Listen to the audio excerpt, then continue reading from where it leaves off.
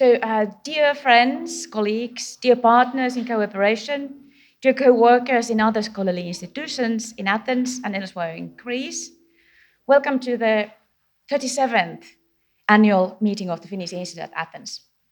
Kalispera ja olus. Τα ήθελα να αρχίσω ευχαριστώντας κάποιους ανθρώπους και υπηρεσίες που βοήθησαν το έργο του Φιναντικού Ινστιτούτου Αθηνών τον τελευταίο χρόνο. Αρχικά θέλω να ευχαριστήσω θερμά το Υπουργείο Πολιτισμού και Αθλητισμού και τις εφορίες αρχαιοτήτων που είχαμε τη χαρά και τη τιμή να συνεργαστούμε. Ιδιαίτερες ευχαριστίες στον κύριο Κίσσα από την Εφορία Αρχαιοτήτων Αρκαδίας, στον κύριο Χουλιαρά και την κυρία Πλιάκου από την Εφορία Αρχαιοτήτων Δεσπροθίας, στην κυρία Τσιγκουνάκη από την Εφορία Αρχαιοτήτων Ρεδίμνου και στις κύριες Καράντζαλη και Ψαρογιάννη από την Εφορία Αρχαιότητων Φτιότητας και Ευρυτανίας. Ελπίζουμε να συνεχίζουμε τη συνεργασία μας μαζί σας, ιδιαίτερα τώρα που οι συνθήκες ζωής έχουν σχεδόν επιστρέψει στη κανονικότητα, καθώς πιστεύουμε ότι έχουν πλέον ξεπεραστεί οι δυσκολίες που προκάλεσε η πανδημία. On behalf of the Institute, I wish to express warmest thanks to the other scholarly institutions in Greece, in Finland, and elsewhere we have had pleasure to work with during the report period. My heartfelt gratitude goes especially to my knowledgeable colleagues and dear friends in our neighboring Nordic institutes at Athens for enjoyable cooperation. We also wish to extend our thanks to the staff of the Nordic Library, who has been most helpful, resourceful, and always willing and able to help.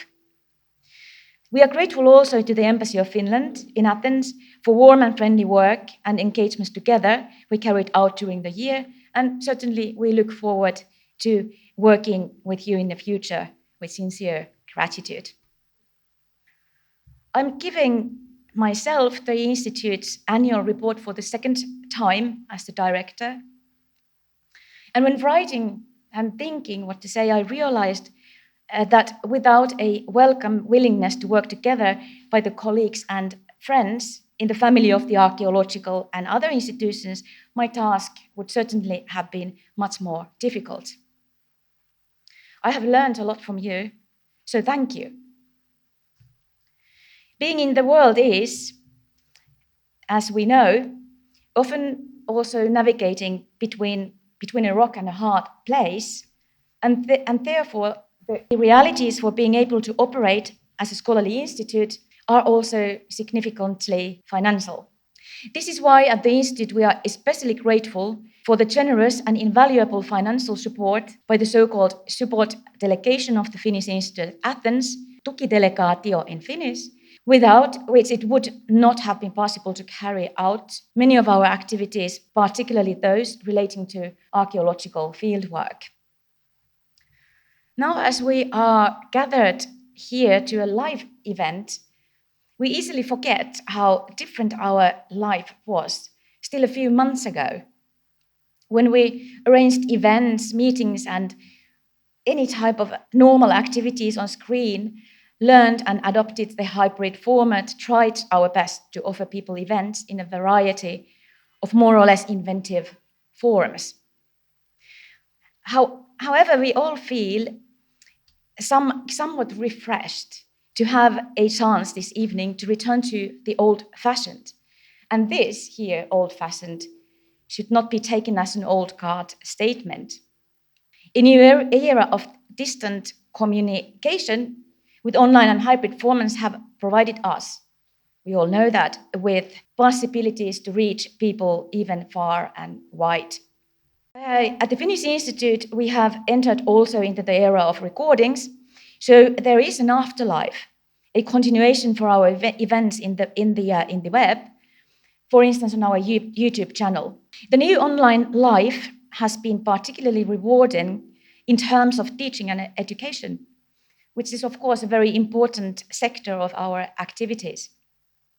We started arranging courses over longer periods of time when studying starts online with lectures by specialists from various parts of the world, providing their expert knowledge to students before they come to experience the reality in the field in Greece. The activities of the Finnish Institute fall into four main categories: general scholarly activities and events, education and teaching, cultural activities, and importantly, reports of archaeological fieldwork. Now, what I'm going to report in the following covers from May 2021 to this May, where we are living now. So, scholarly events.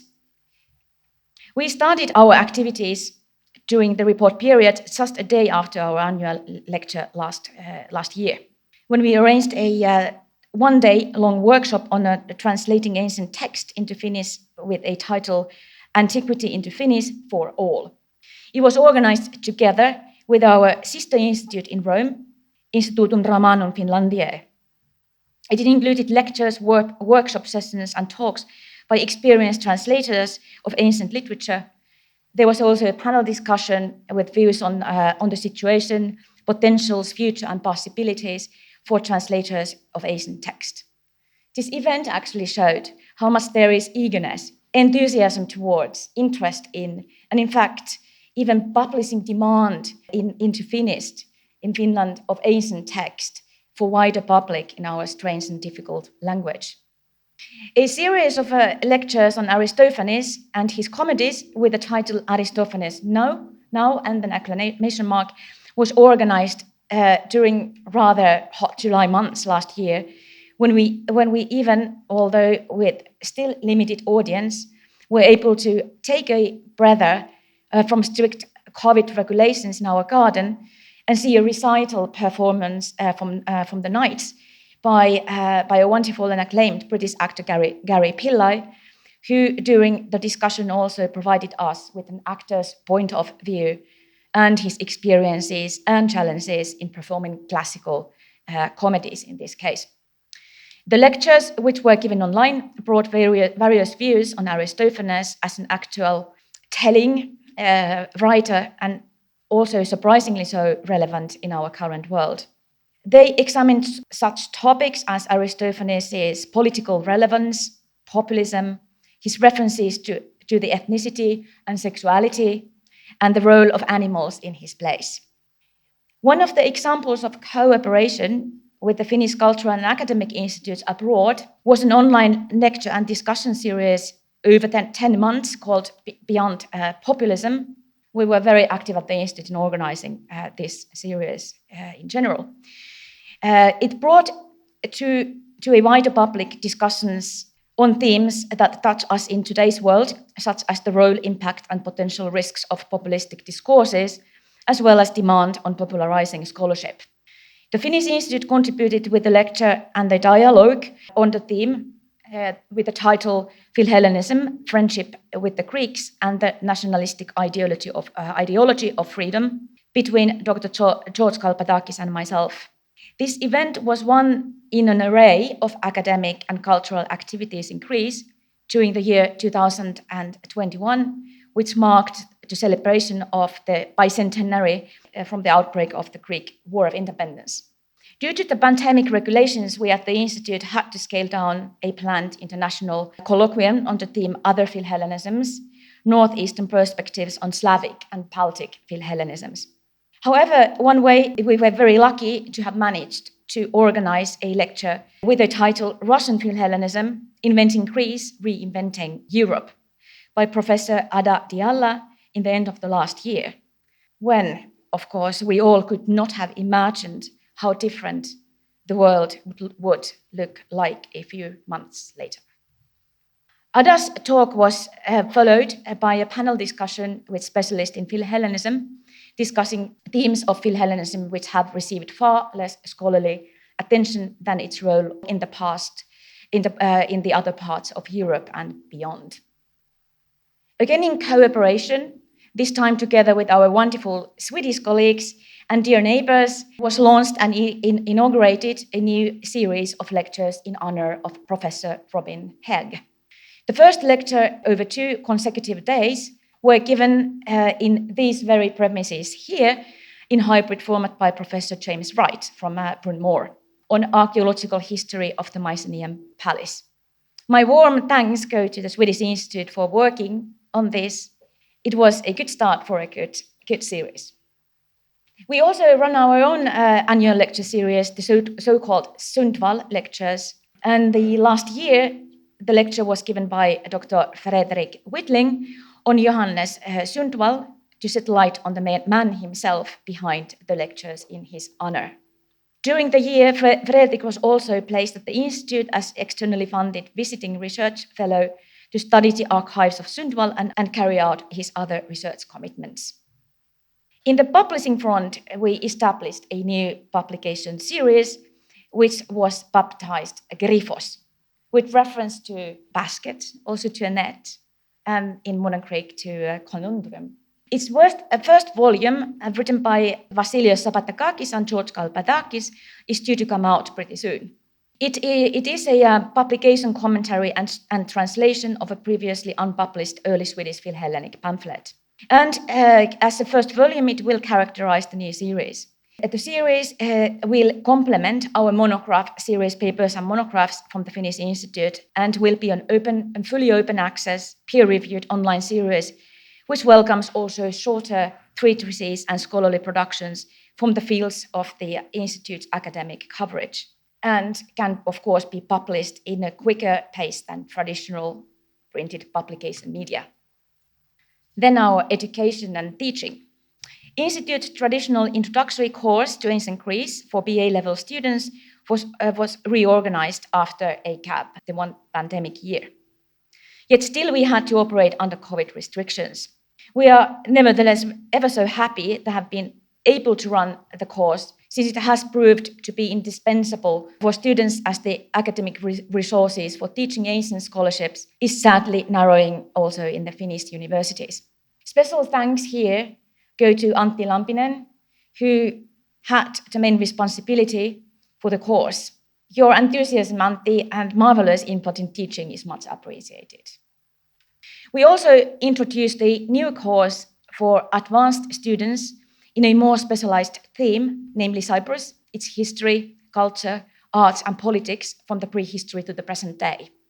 It was organized together with the 3 scholarly institutes in the Mediterranean region, namely our sister institute in Rome, again, and the Finnish Institute of Middle Eastern Studies in Beirut. A period of 7 weeks of online lectures preceded a week in Cyprus, with lectures by Cyprus experts. Work together between the institutes proved to be very fruitful, also in this case, and we intend to rearrange the course again in a couple of years. Then I turn to cultural activities. Our cultural activities were brought to the fore regardless of the pandemic, and they fell into a variety of fields, following the regulations, of course. Let us mention here first and foremost the translations of Finnish literature into Greek, carried out at the Institute, particularly by our own very experienced translator, Maria Martsuku. Very recently, just a couple of weeks ago, came out 2 lovely, humorous books that Maria translated together with Riikka Pulkkinen. The first one is Radio Popov by Anna Portin, a sympathetic story for adolescents and adults alike, and the other, the comic novel Paragon Lathos, The Rabbit Factory by Antti Tuomainen. The key word, cooperation with other institutions, was instrumental also in the revival of a joint pan-Nordic exhibition on early travelers to Greece from the Nordic countries, with the title Γενei και εξύπνοι άνθρωποι, περιηγητές από τις βόρειες χώρες αφήγονται, Greece through the eyes of the travelers from the north. It was arranged together with the institutes and the embassies in Athens. The Finnish Institute took the responsibility of the first séjour of the traveling exhibition in Amphissa, and we recently had the pleasure also to contribute a little to the next episode in the journey of the exhibition in Nafplion, organized by the Norwegian Institute in Athens this time. Over the year, we supported financially the artistic presentations and interpretations of Finland and Finnish ways by international artists in Greece. This was facilitated by the so-called Telebart mobility program through the Finnish Cultural and Academic Institutes.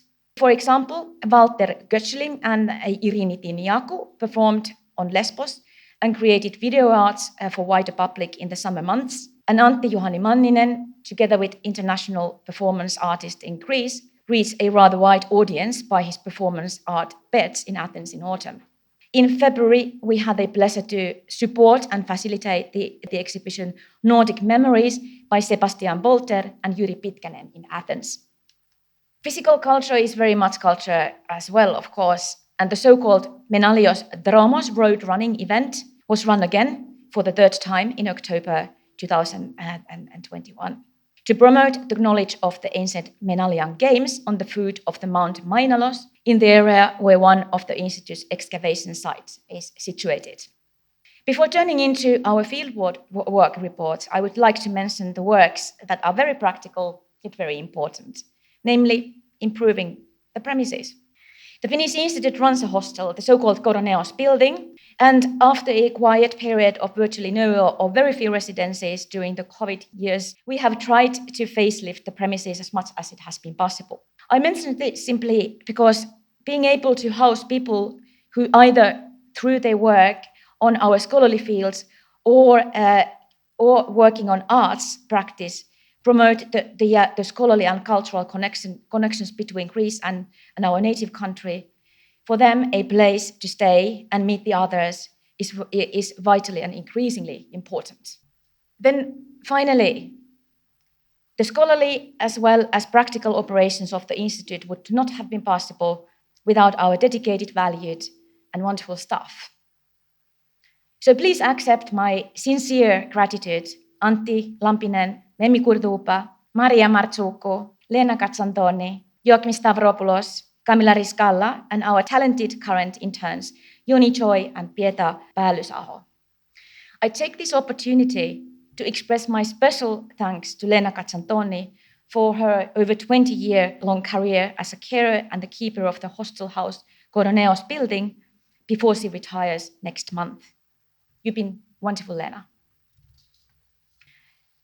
Finnish Institute runs altogether 5 archaeological field programs, 3 of which carried active field campaigns during the report period.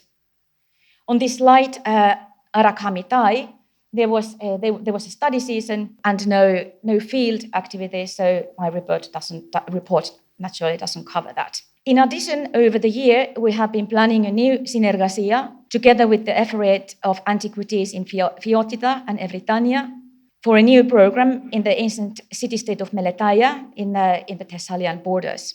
I'm very grateful for the positive and fruitful cooperation in the planning stage of the program. In the following, I report on 3 of the programs which realized active fieldwork campaigns and start with Björn Forsén's report on the archaeological project in Fotike, which reads as follows.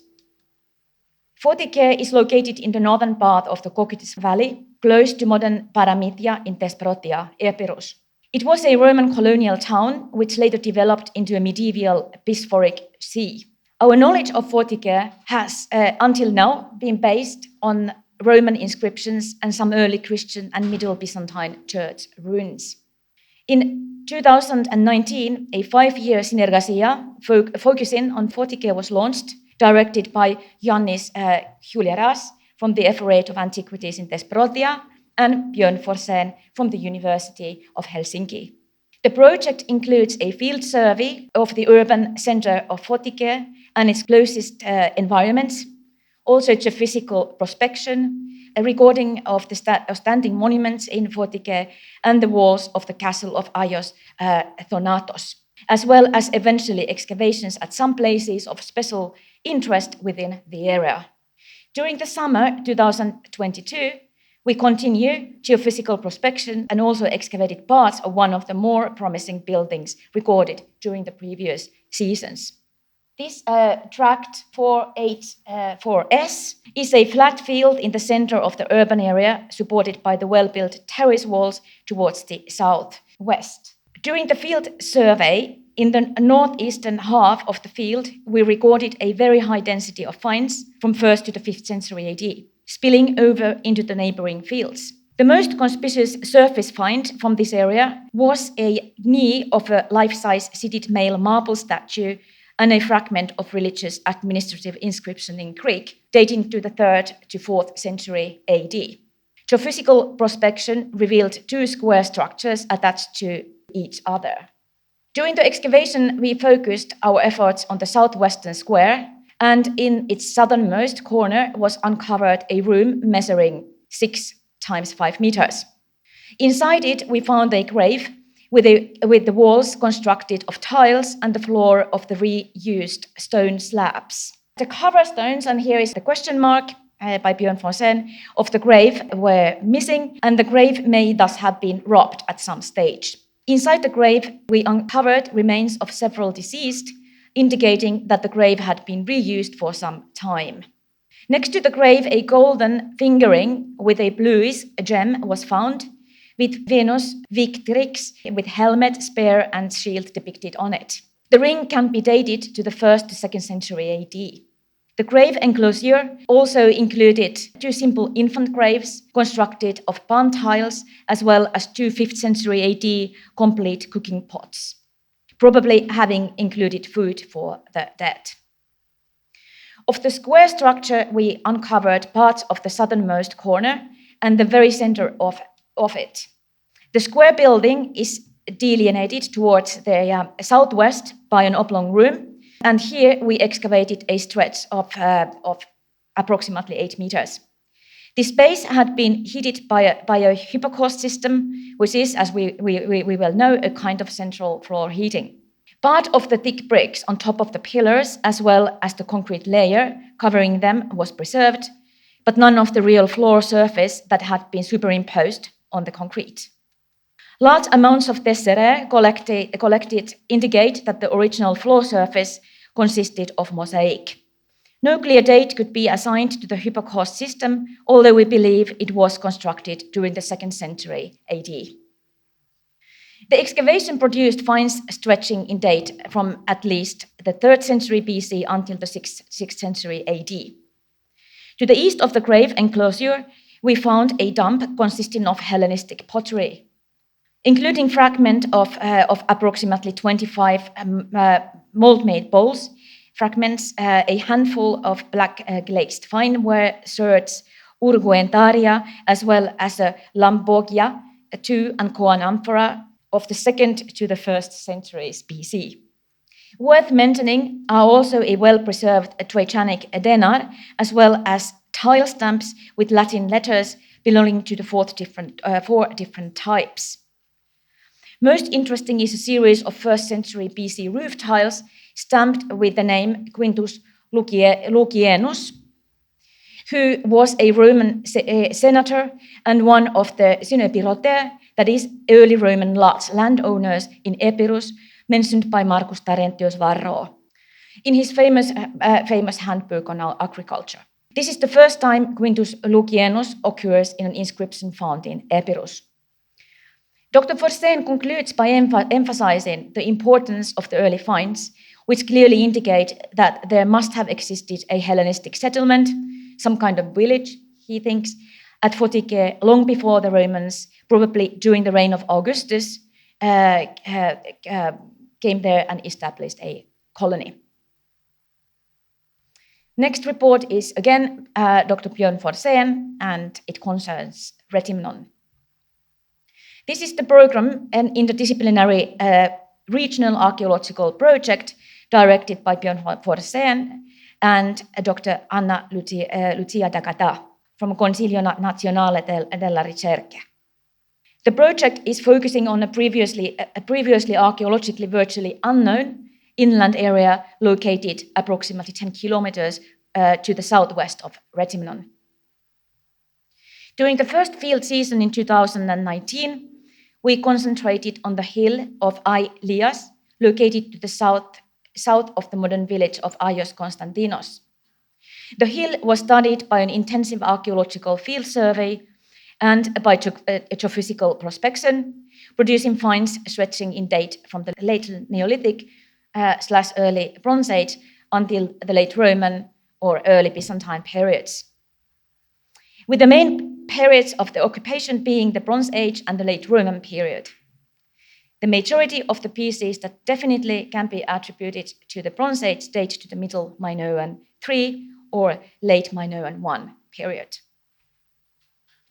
The second field season was postponed to November 2021 due to the COVID pandemic.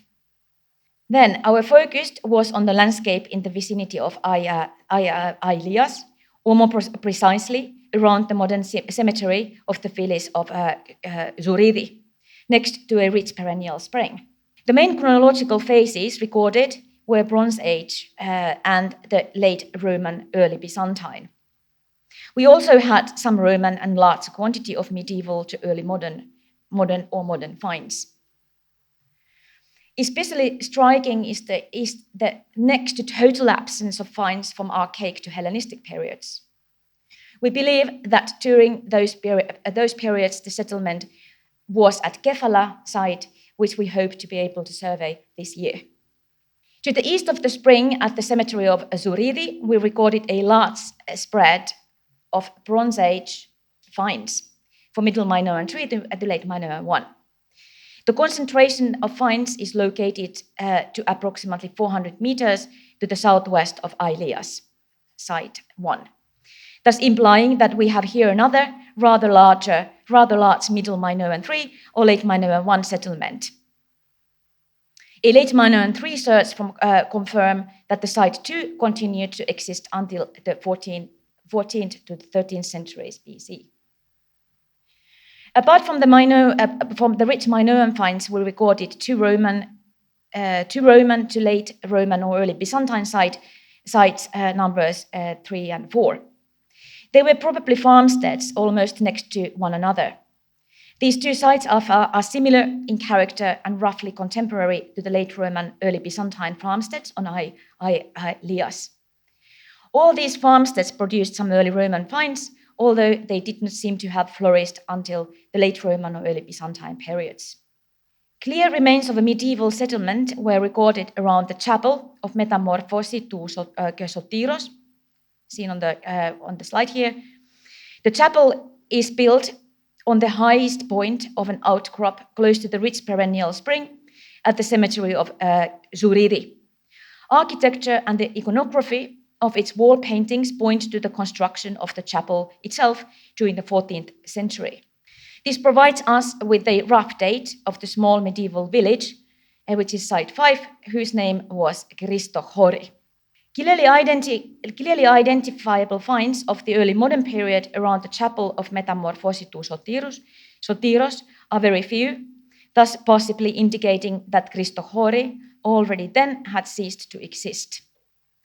However, there is evidence for a renewed interest in the area during the 19th and 20th centuries. Numerous alonia and rural stone buildings indicate agro-pastoral exploitation of the landscape of the fields which now belong to the modern village Zuridi.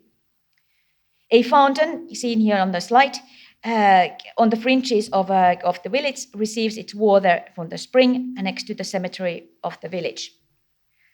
An Ottoman inscription attached to it tells that the fountain was built in 1839 as an act of munificence by a notable Rethymniot in order to give freshness to the people and for the glory of the god.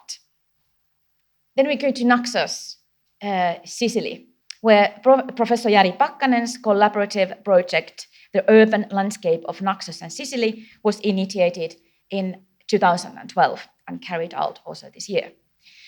The project has concentrated on a thorough re-evaluation of the whole urban territory. It has been carried out as part of the research collaboration agreement between the Museum of Naxos and the Finnish Institute at Athens. The third partner of the project has been the Finnish Institute in Rome. It is directed by Jari Pakkanen and Maria Constanza Lentini. The fieldwork at Naxos has had three main aims: documenting the architectural remains unearthed since 1950s carrying out geophysical prospection inside the city walls and excavating new small-scale test trenches. The settlement was the first Greek colony in Sicily, founded in 334 BCE by Oikists from Chalkis and Euboea and Naxos in the Cyclades. A 2-week fieldwork season was carried out in April 2022, very recently that is, at Naxos in Sicily. The season was financed through the three-dimensional development program of the Finnish Institute at Athens. Professor Jari Pakkanen's report is as follows. The brief season in April this year concentrated on three-dimensional documentation of the 2019 excavations and carrying out further study of the domestic architectural material from a well excavated in 2015 and 16. The location of the documented trench at the crossroads of Plateia A and Stenoporos 9 is indicated by the yellow square and the well by the red circle here on the slide. The excavations of 2019 were directed by Maria Constanza Lentini, and they discovered a 5th century BCE street surfaces of the wide east-west main street, Plateia A, and the north-south narrower street, Stenopos 9. A standard feature of the classical design of the city grid is the altar in the southeast corner of crossroads and the limestone paved channels on the north and south sides of the main roads. The house walls on the north side of the road revealed 2 distinct 5th century building phases. Thorough documentation of the architectural features has been delayed until this year because of the pandemic. The trench was documented using intensive total station line drawing and photogrammetry. Most of the total station fieldwork was carried out by Jakob Overby Kierkegaard on the right of the photo. The first report of the 5th century well, excavated in 2015 and 16, is soon about to be published. The classical well is the first fully excavated one inside the city walls, and it has a depth of over 6 meters. The results of the study of the material from the bottom of the well were reported in the annual last year. The interesting finds include vessels with intentional perforations and sets of astragals. The latest material confirms that the well went out of use at the end of the 5th century, quite certainly when the city was destroyed by Syracuse in 403 BCE. The most likely explanation for the archaeological material from the layers is carrying out rituals including libations and divination with astragals. This year, the study concentrated on the domestic architectural material used to seal off the lowest layers of the well and the mixed strata further up. The unique plaster material from the well was studied by Alice Clinch from Cornell University. Architectural plaster is not preserved in the typical soil conditions at Naxos, so until these excavations, the largest fragments discovered at Naxos in Sicily have been occasional tiny crumbling pieces. Architectural terracottas then, such as the Silenos masks studied here, and plenty of roof tiles were also placed in the layers directly above the sacrificial objects at the bottom of the well. X-ray fluorescence equipment of the American School of Classical Studies at Athens was systematically used to study the pigments used at Naxos in Sicily. Experimental photogrammetry using macro photography and focus stacking was used to create highly detailed 3D models of the range of plaster fragments. Work at Naxos will continue later this year with further analysis and sampling of the excavated material.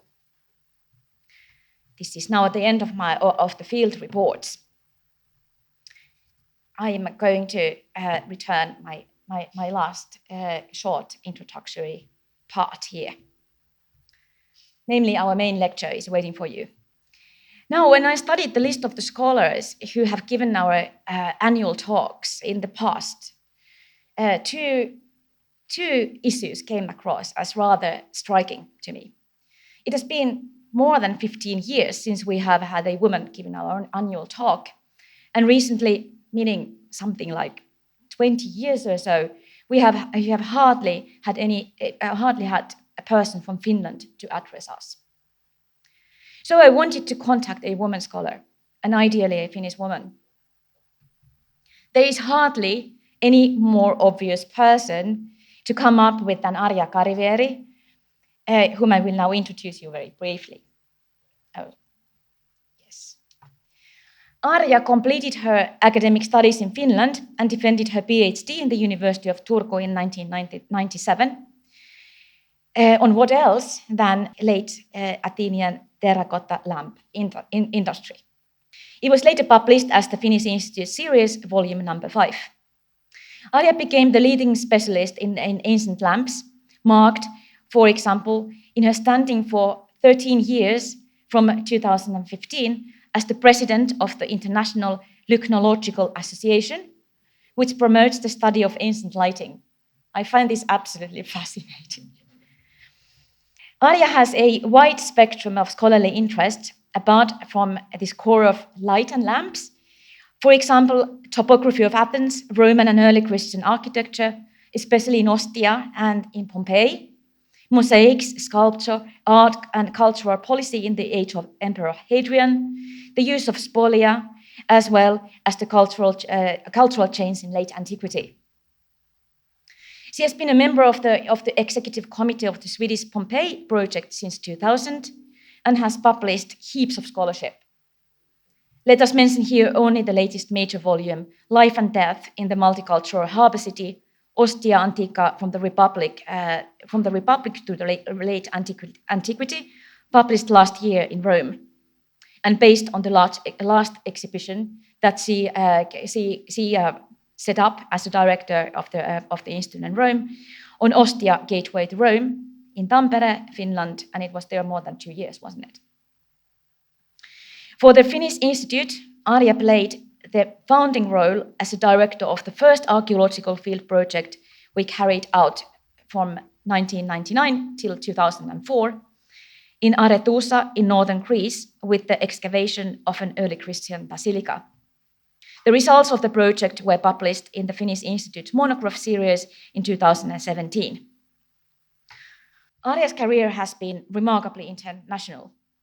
She has been a professor in Stockholm University, Department of Archaeology and Classical Studies since 2012, and recently, on leave from her chair, worked 4 years till last August as a valued and very dear colleague when she was director of the Finnish Institute in Rome. Just last year, for example, Arja was awarded Professor Luigi Tartufari International Prize in Archaeology from the Accademia Nazionale dei Lincei in Rome for her lifelong work in classical archaeology. This list could be continued for a very long, for much longer. And I only wish to add one thing.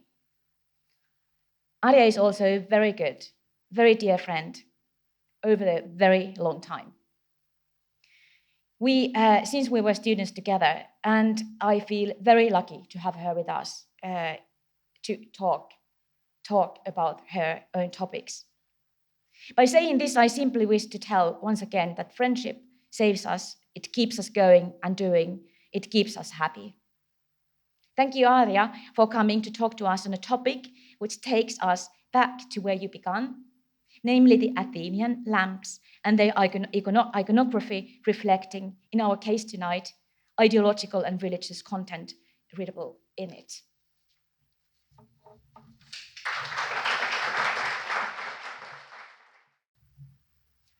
Kyries και κύριοι, kalispera σας.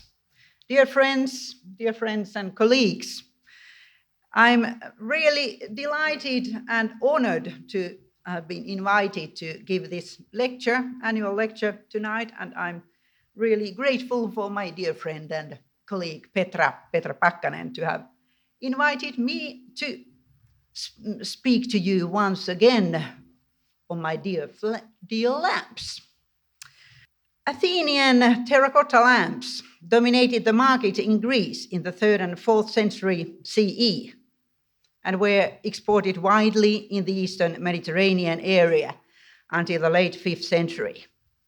Oil lamps were essential for the households, but also for religious services in late antiquity, not only as offerings in ancient temples and as grave gifts, but also to lighten the meeting places for new Christian congregations, for newly built churches and monasteries. As temples were closed and Christianity prevailed, the building of churches intensified in the 5th century, creating a new market and new important customers for lamp workshops, and that is church officials and pilgrims to holy places. In late antiquity, the central area of the upper side of these oil lamps, the so-called lamp disc, was usually decorated with a geometric or a figurative motif. In this paper, I will discuss various mythological subjects that were used to decorate Athenian terracotta lamps in late antiquity. Athenian lamps have preserved over 100 figurative motifs on the lamp discs, and these motifs can give us indications of changes in religious and ideological preferences in late antiquity. Lamp workshops in Rome and Greece seem to have had a common source of disc motifs in the 1st and 2nd century, when Greek lamp makers copied the forms and motifs used in Italy, but soon started to develop their own forms and disc motifs. Most of the motifs were copied from other works of art, such as sculpture, sarcophagi, and metal objects, and adapted to the central round lamp disc. Lamp makers of Corinth and Athens had a large selection of motifs, and lamp makers had also individual motifs in their repertories that were combined with a large amount of rim decorations. When lamp production started to flourish in Athens in the 3rd century, the Athenian workshops initially utilized popular motifs from lamp makers of Corinth and Patras, such as famous works of sculpture. Attic lamp makers started, however, soon create new disc reliefs instead of making imitations of Corinthian products. They could use local Athenian popular artworks as models, such as sarcophagi from the 2nd and 3rd centuries representing Eros. The results show that Athenian artists were especially talented in adapting these mythological motifs to the round surface of lamp discs.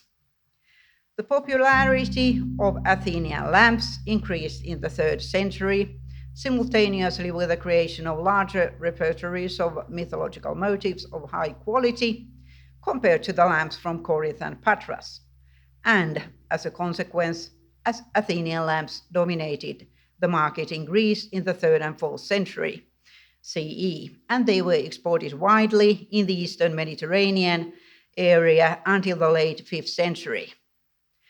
There are several parallels for the figurative motifs represented on the lamps in sculpture and Attic sarcophagi, such as Eros in different acts, playing double flute, as you see here, or holding a torch, and so on. Other examples of motifs adapted from sarcophagi or sculpture include Herakles and his 12 labors that copy the famous statues made by Lysippos and Skopas for Sicyon, motifs that were copied all over the Roman Empire. The popularity of Heracles motifs is also connected to the popularity of the cult of Heracles in the religious policy of the 2nd, 3rd century emperors, such as Commodus and the Tetrarchic emperors. In the 4th century, Hercules was furthermore identified with Sol Invictus. 5 motifs representing the 12 labors of Heracles have been found on Greek lamps from the 5th to the 5th century until now. These Heracles motifs are also known from Roman sarcophagi, and from the relief wreaths that once decorated the theatre of Corinth. From Athens comes an especially well-made relief of Herakles holding the golden apples of the Hesperides, a product of lamp maker Preimos, representing Hercules as an older man with a beard. Some of the disc reliefs are representations of famous cult statues, such as Zeus enthroned, depicting a cult statue of Zeus, or Asclepius, represented in the usual pose of his cult statues. Other motifs representing divinities are also known from coins and sculpture, such as Athena Promachos, Poseidon with trident, and Hermes. We cannot say whether the oil lamps decorated with religious and mythological motifs were made to be used in sanctuaries and sold at religious festivals, or whether they were appreciated for their aesthetic value alone. Some of the lamps, however, belong to the religious sphere. Particularly interesting in this connection are the representations of Egyptian and other Eastern gods, such as Isis and Serapis, Cybele, and Attis, indicating the popularity of these cults in Athens and Corinth. Especially important are the large boat-shaped lamps with many wick holes, decorated with images of Isis and Serapis, found in Athens. 64 fragments have been found in the Kerameikos. These boat lamps, which were manufactured in the Kerameikos area in late antiquity, show the importance of the Egyptian cults in late antique Athens. Furthermore, these boat lamps were, no doubt, used in nocturnal rituals of the Isis cult in Athens. This is also, and they were also given as votive offerings to the Egyptian gods during the celebration of Navigium Isidis, which marked the beginning of the navigation season in Athens. This is also suggested by the title of Lycnaptris, the cult official mentioned in an inscription found from the sanctuary of Isis on the southern slope of the Acropolis. This dedicatory inscription refers to a female donor who financed the restoration of the temple of Isis in the 2nd century CE. The knowledge of classical mythology persisted among Christians through late antiquity, because the study of grammar included the reading of ancient texts with mythological themes and the associated commentaries. Some fathers of the church had studied philosophy. Both Basil the Great and Gregory of Nazianzus studied in Athens, and John Chrysostom in Antioch. Basil and Gregory became acquainted with pagan imagery and cults during their stay in Athens. They could see sculpture, mosaics, paintings, etc. in temples, theaters, libraries, and public buildings of the city. Basil the Great refers to 37 mythological subjects in his texts, and a quarter of these appear as motifs in Greek 3rd and 4th century lamps. Gregory of Nazianzus refers to 167 such themes, and 1/8 appear in Greek lamps of these motifs. John Chrysostom believed that the secular myths derived from Diabolos, that the cult statues were man-made and could therefore not be revered. However, Gregory of Nazianzus thought that Athens, being a pagan center, could be dangerous for Christians. But his and Basil's visit to Athens had only strengthened their Christian faith. Thus, education and rhetoric were gifts of God. And Gregory of Nazianzus, however, criticized the myths, but the Odysseus myth was positively represented in his work. At the same time, production and copying of lamps with figurative motifs that were already used in the 3rd century continued in the late 5th and early 6th century. There are Asia Minor lamps and Greek copies of them from the 6th century that are decorated with Eros or Athena, and Greek 6th century lamps copying figurative motifs used in the 3rd and 4th century, like these images, these lamps with images of Aphrodite, Athena Promachos, a lion, 2 fish, a ram, a panther drinking from a crater, and there are even Athenian copies of 1st and 2nd century lamps representing Helios, Sol, or Selene, Luna. If we consider the motif of 2 fish, it was probably a traditional theme that when it was introduced in the 3rd century, but it later became a Christian symbol following the reinterpretation and adaptation of pagan motifs in the new Christian iconography. This development seems to have taken place later in Athens than in other parts of the empire, that is, in the late 5th century at the earliest. Likewise, the lion was connected with several mythological figures, also with Cybele and Attis, but it became the symbol of Saint Mark, as the bull became the symbol of Saint Luke. Among these motifs that were still used in the 5th and 6th centuries were dolphin, bucranion, 2 fish, Venator with a bear, and Eros playing double flute. In the 5th and 6th century CE, the new mythological motifs for Athenian lamp producers was Athena Promachos, represented standing, a motif that was copied from Asia Minor lamps. Other new motifs that were developed in the late 4th to early 5th century are panther, deer, and a bird, which could also have been inspired by the figurative motifs in imported lamps. And it seems that Christian image signs appeared earlier than descriptive representations in the Athenian repertory, the earliest Christian figure being St. Peter on one Athenian lamp of the late 5th century, an imitation of a North African lamp. As Wolfgang Liebeschutz stated in 1995, in late antiquity, mythology and Christianity enjoyed a reasonably peaceful coexistence comparable to their coexistence in the Renaissance. Christians could accommodate themselves to literary use of myth, and the imagery of pagan myths still maintained its place in the private and public life of the Roman world, when secular literature, including myths, continued to be held in the highest esteem.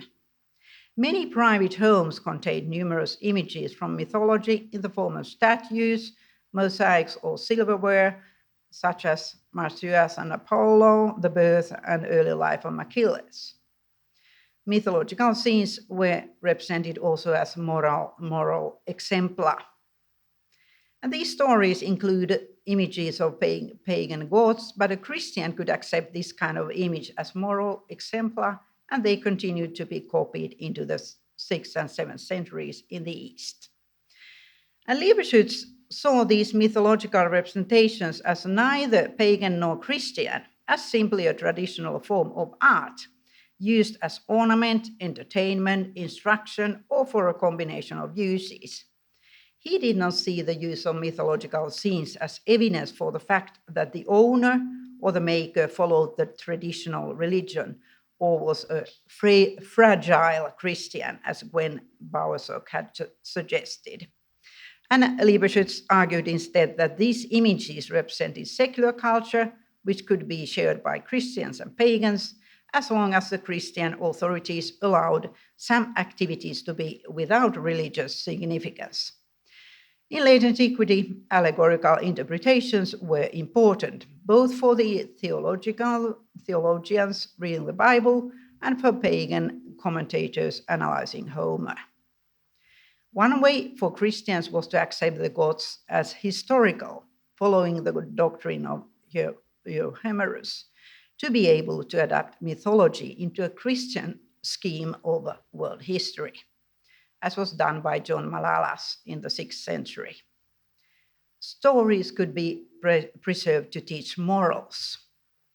For example, in 530, Coricius, a pupil of Procopius of Gaza, gave a speech at the marriage of a Christian couple with references to Eros and Aphrodite, the same way as almost 150 years earlier in Rome, 388 CE, the silver casket from the Esquiline treasure dedicated to Projecta and Secundus in Christo, in the name of Christ, depicting the young couple with Aphrodite, Eros, Nereids, and Tritones.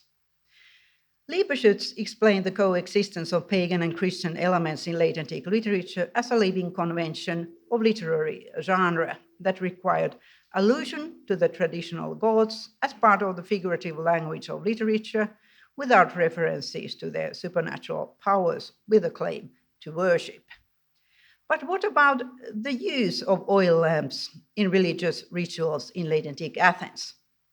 We know that despite the ban on pagan sacrifices issued already by Constantius II in 341, the quadrennial Panathenaea festival continued to be celebrated at least until the early 5th century CE. The active pagan community in Athens could continue their religious activities under the imperial policy of toleration after Emperor Julian's rule in the 4th century. But when Theodosius I issued several edicts against heretical Christians, and finally in 391 CE, he banned all forms of pagan cult, all sacrifice and prayers and pagan temples, we can suggest that as a consequence, ritual activities of the old cults were transferred to private homes, as is witnessed, for example, by Marinus' biography of Proclus, Vita Proclii. But the issuing of anti-pagan edicts continued in the 5th century and early 6th century. As I have previously suggested, there are at least 4 possible explanations for the reappearance of mythological representations in the lamps produced in the 6th century. First, a new tolerant attitude towards mythological motifs. Second, these motifs had lost their religious significance, were cherished for their aesthetic value alone. Third, the lamp makers had run out of disc motifs and looked for help to foreign imports and Athenian products of previous centuries. The first and second alternatives suggest that some instance controlled the motifs that lamp makers used, which is, however, not attested by any source. The third alternative suggests a more practical explanation for the reappearance of mythological reliefs. However, I'm inclined towards a fourth explanation, implying that at least part of the mythological motifs was adapted to Christian iconography and given a new interpretation. The shell, the symbol of Aphrodite, Thetis, the Nereids, Dionysus, and the nymphs became the symbol of resurrection and the popular motive in Christian imagery. Dionysiac themes with putti, the vine, the vintage, and the panther drinking from a crater may be connected to Dionysus, wine, and rebirth, and to the Christian Eucharist.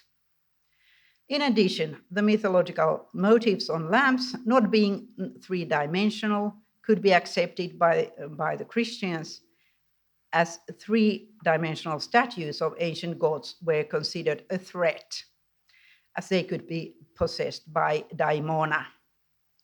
Furthermore, personifications of planets became acceptable in Christian art, following the new Christian interpretation of Neoplatonic texts, like those of Proclus, who had become a theos aner in the 6th century. Athenian lamp makers could either copy details of important lamps and adapt them to the Athenian overall design, or they could also copy complete lamps, or do like here, the Chione workshop that copied the top of a North African lamp, combined it with an Athenian base and an Athenian disc with a seated lion, and added the signature of the workshop below. At the same time, the Chione workshop still produced traditional Athenian products, lamps with both figurative motifs and Christian symbols. The other large Attic workshop of the late 5th to early 6th century CE, Soteria, seems to have preferred Asia Minor forms in its production. In the 6th century, when products of both Chione and Soteria disappear, the production of anonymous copies of Asia Minor North African lamps take over the market. These lamps are generally of poorer quality, unglazed, but sometimes with slip that is flaking, and the clay often includes impurities which cause the clay to crack. Thus, the market of terracotta lamps in the 6th century consisted of surmoulage copies of Athenian lamps from the 3rd and 4th centuries, with some added retouching, and a large group of hybrids whose designs include details from various styles and types, many with the relief decor that has been incised in the mold, resulting in a decor in relief. However, other factors have to be taken into account, such as the increasing production and use of glass and bronze lamps by the Christian congregations, and in the newly built churches in Athens. Recent finds of glass lamps and candlesticks for wax candles from the Agora excavations also show that this combination is an aspect of the lighting trends of the time that has to be taken into account. Glass lamps, as well as metal lamps, became more popular in official buildings in the 5th and 6th centuries, and especially for lighting of Christian churches, where glass lamps provided a more light and an atmosphere better suited for grandiose church architecture. In more humble surroundings, such as households, wax candles made of beeswax gained in popularity. Athens had been famous for its honey during antiquity and was certainly a place where wax candles could gain in popularity, be used in private dwellings, and as votive offerings in churches. Still, another important detail that has to be taken into account when the production of terracotta lamps is studied. That is, their use as votive offerings and in ritual use. Richard Rothaus, in his work Corinth, the First City of Greece, An Urban History of Late Antique Cult and Religion from the year 2000, commented also on the use of oil lamps in late antique Corinth. He emphasizes the devotional use of lamps and candles and cites Christian writers who, for example, objected the use of lamps in daytime, and according to Jerome, lamps and candles belonged to pagan rites. But oil lamps, were also part of early Christian burial rituals, votive offering in churches, and a liturgical device. In Corinth, Athenian 5th century lamps have been found in the ash layers around the Asclepieion, with latest coins of Valentinian II, and on bedrock foundations of the Asclepieion were found coins of Theodosius II. And Rothaus suggested that unbroken 5th century lamps placed upon the foundation of the temple and amidst the debris of the demolished temple can possibly be interpreted as votive offerings left at the temple. So he suggested that offering of votive lamps at the temple sites continued until the end of the 6th century. And he emphasizes also the existing evidence for activities through the middle of the 6th century. Over 4,000 lamps were found in the fountain of the lamps at Corinth in the excavations that James R. Weisman conducted between 1965 and 1972. It can be compared with the activities in the caves dedicated to Pan and the nymphs in Attica, for example, where thousands of late antique lamps have been found. And one of these caves is, for example, the Varric cave. The fountain of the lamps included dedications of lamps, coins, and curse tablets dated from the late 4th century to the end of the 6th century, and dedicated to the nymphs and to angels and Christian saints, as a graffiti incised on the surface of 4 lamps shows, one invoking angels who dwell upon these waters, another invoking Sabaoth by Michael and Gabriel, and a third with Christian formula, be merciful to your servant Fabiana. The material from the Fountain of the Lamps is evidence for the existence of a private cult, neither pagan nor Christian, with a dedication of over 4,000 lamps, including also 45 coins, among the finds from the mid-4th to the mid-6th century. Intact bowls, small jugs, and even fortificaciones, cursed tablets, that have been published by David Jordan. The lamps have been studied in detail by Karen Garnett. Garnett's first synthesis was published in 1975, and a more recent study published in 2019. Most lamps found in the Fountain of the Lamps are of Athenian or local manufacture. Numerous local lamps are also copies of Athenian products or local adaptations. It seems that the decoration of a lamp played no role for its use as offering, as the repertory of the motifs spans from pattern discs and arrows to Christian crosses and Old Testament scenes, from mid-5th to late 6th century CE. However, we cannot confirm that a pagan who dedicated a lamp to the nymphs chose a lamp with an image of Eros or other mythological god, or if the same person could make the votive dedication to the nymphs with a lamp decorated with an image from the Old Testament or a saint just as well. Could a Christian likewise light a lamp for the votive dedication with an image of, for example, Athena Promachos, or did the person choose a lamp that was decorated with an image of Saint Peter or a scene from the Old Testament?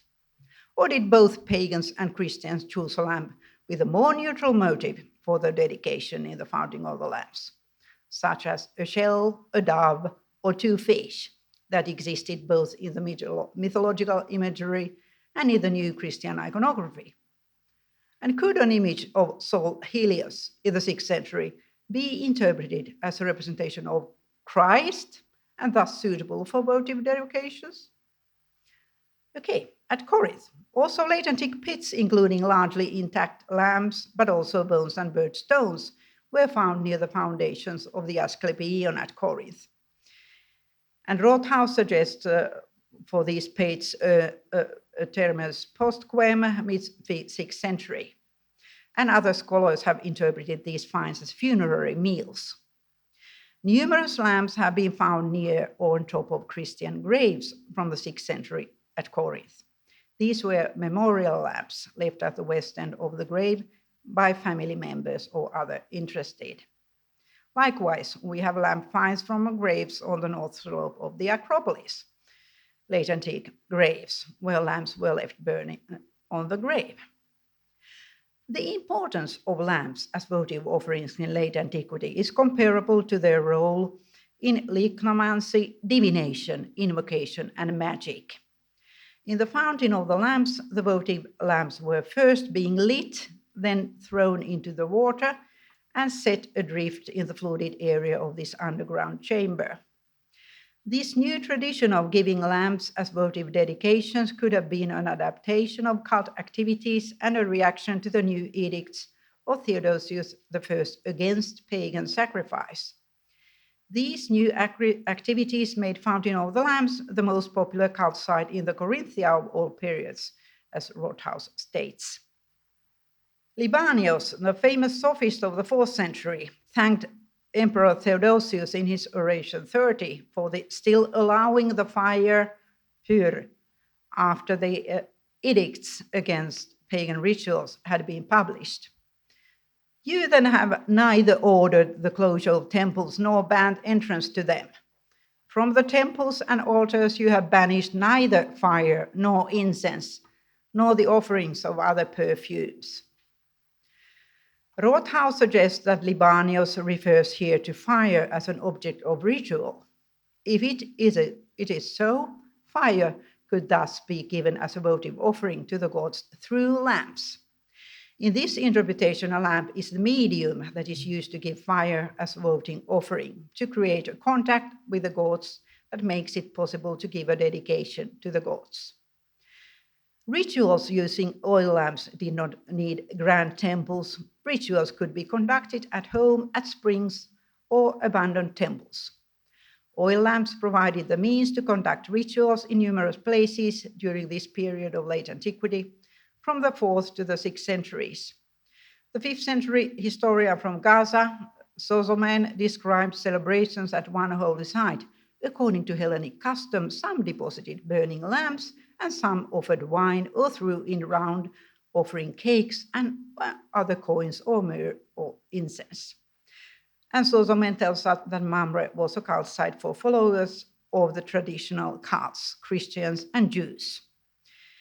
And Rothhaus sees this as evidence for the fact that all dedicated lamps at Mamre and the use of lamps was an essential part of polysemous cult practice. Thus, the founding of the lamps could have been a similar polysemous place, a mixed milieu, where votive lamps were deposited for the nymphs Sabaoth, Yao, Baal, and for the angels, using identical rituals. The ambiguous nature of the polytheistic activity at the fountain, conducted by a population in transition, is also emphasized by the existence of 4 defixiones, curse tablets, among the finds. Early Christians supported spiritual sacrifice that is superior to material sacrifice. The most restricted interpretation of a spiritual sacrifice refers to immaterial sacrifice, such as the sacrifice of pure thoughts. And Scott Bradbury suggests that this can even refer to a hierarchy of material sacrifices where some sacrifices are considered more spiritual than others. And Bradbury refers to Porphyry's argument where higher gods are best worshipped with spiritual sacrifices and only to the demons are given blood sacrifices or nothing at all. Among material sacrifices, incense was considered the most spiritual. And now we can, of course, refer to Martin P. Nilsson, who emphasized the prominence of incense, the use of lamps and hymns in pagan cults in late antiquity, and that lamps had become much more common in divine service in the Roman period.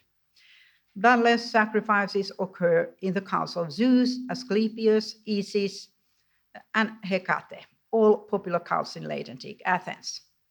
The Neoplatonist scholar Iamblichus went further in the interpretation of the importance of sacrifices and rituals. He emphasized how a theurgist can bring about union with the gods through a religious rite.